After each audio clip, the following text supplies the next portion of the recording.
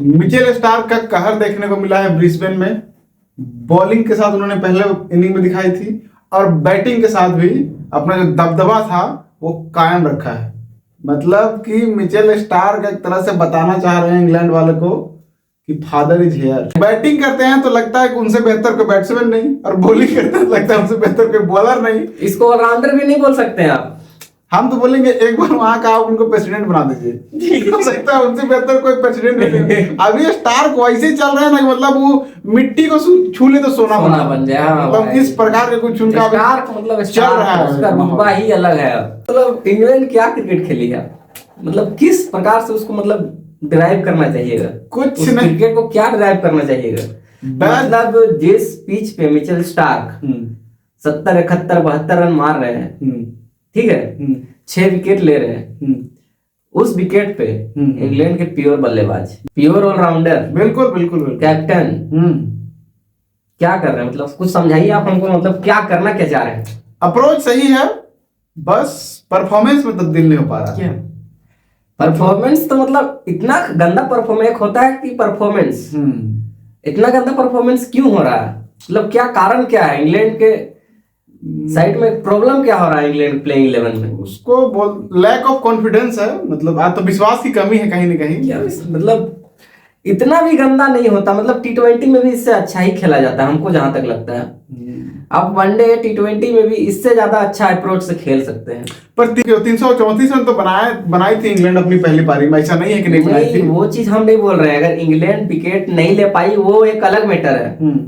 England अगर नहीं ले पाई ऑस्ट्रेलिया के विकेट वो एक अलग मैटर है, ठीक है। बट आप बल्लेबाजी किस प्रकार से कर रहे हैं, बल्लेबाजी पर तो सवाल उठ रहा है। बल्लेबाजी हम लोग फर्स्ट इनिंग में आप मान के चलिए 300 कर दिए, सेकंड इनिंग में, फर्स्ट इनिंग में ऑस्ट्रेलिया लगभग 400 कर दिया, तो कम से कम सेकंड इनिंग में आपको कम से कम आज 2 या 3 विकेट डाउन होना चाहिए था ना।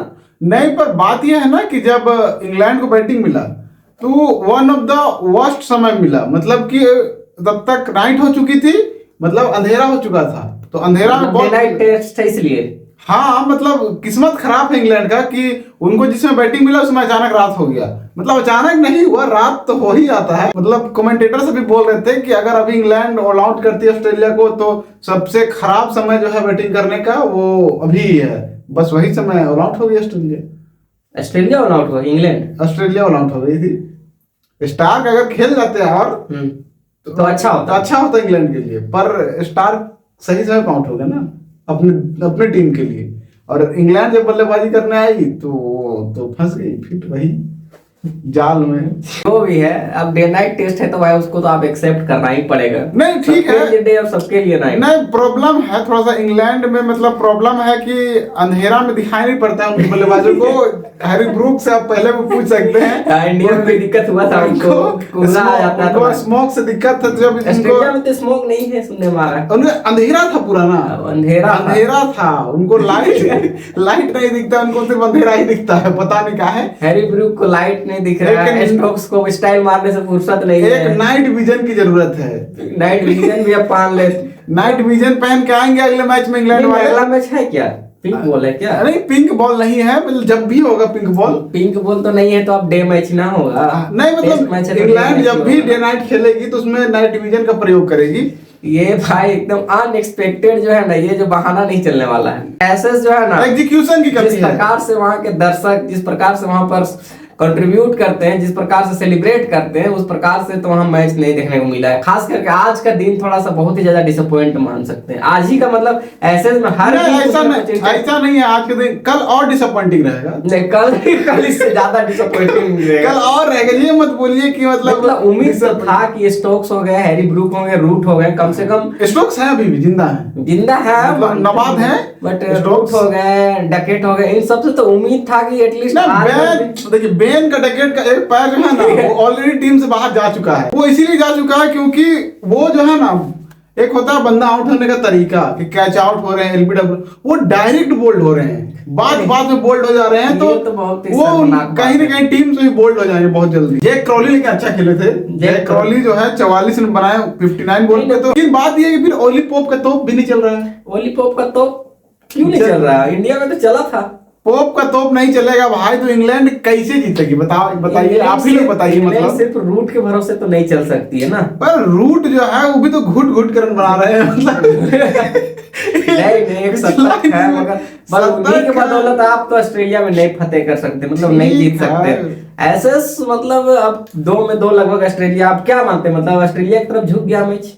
हम तो ये नहीं मानेंगे कि ऑस्ट्रेलिया की तरफ झुक गया है, पर ये जरूर कहेंगे कि इंग्लैंड की तरफ तो नहीं झुका है शायद इसका मतलब ऑस्ट्रेलिया की तरफ ही है, बट ऑस्ट्रेलिया को देखना होगा। मतलब ऑस्ट्रेलिया मतलब जो भी करती है ना वो परफेक्ट करती है पूरा, मतलब जितना बल्लेबाज है ना, हर एक बल्लेबाज का योगदान हम लोग तरफ भी है बल्लेबाज का योगदान, लेकिन खराब करने में खराब करने में है। इंग्लैंड को तो देखना होगा कि मतलब ये जो हाइप था एसएस का, जिस प्रकार से पब्लिक आ रही है, जिस प्रकार से कमेंटेटर जिस एग्रेसिव से कमेंट्री कर रहे हैं भाई, इस जोश, मतलब ऐसा जोश इंडिया में भी नहीं देख पाए हम कभी। नहीं मतलब जोश तो फिर नहीं जैसे देखने को मिलता है, जिस प्रकार का एसएस का है वैसा जोश तो नहीं देखने को मिलता है। बात तो मैं सच है, मानते हैं।